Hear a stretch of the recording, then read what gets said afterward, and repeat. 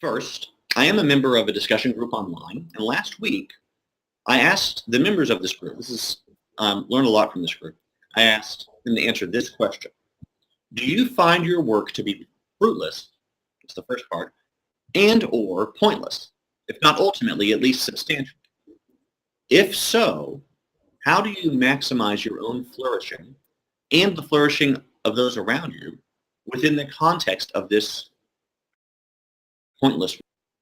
And one of the members responded, I thought this was actually really key, a great response.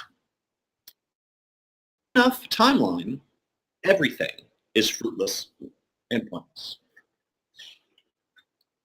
However, this is the other person speaking, I chase the things that give me a feeling of true meaning and fulfillment. So this is hugely revealing. The answer shows that he's given up on the idea of true permanence, but he is looking to chase that illusion of the feelings of meaning and fulfillment that he can get however he works. So this, I think, actually is a pretty intellectually honest way to live if you're inhabiting a material world with no God. Again, put this as a side note. For those of us who live and do ministry in an educated urban context, and I think that's going to become more and more common as more and more people move to cities, this is a very common approach for those people in our midst that we should be ministering to. Okay? I don't think his answer ultimately gets to the heart of the human condition as creatures of God. Listen, in an attempt to repress the pointlessness of our work under the sun, it's easy to ask too little of our work. And I think that's part of what that response shows. That's the first example. The second example of repressing this desire for permanence is more specifically related to our toil as artists.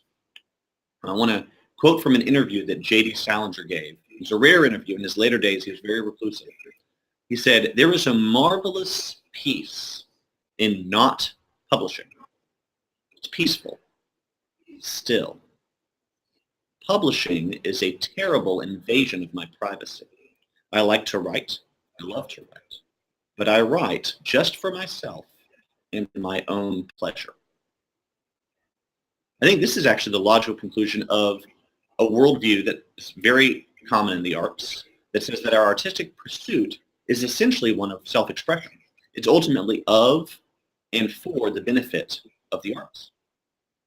Again, if we're following Christ, that's not our worldview.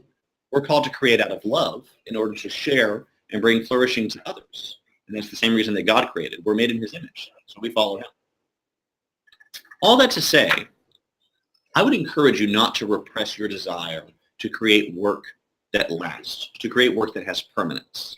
I think that desire comes from a good place.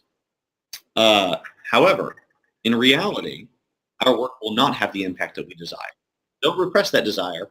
Recognize that that desire is not going to come to fruition, and that this is part of the pointlessness of our work under the sun. Okay? That's the first way in which work is meaningless under the sun.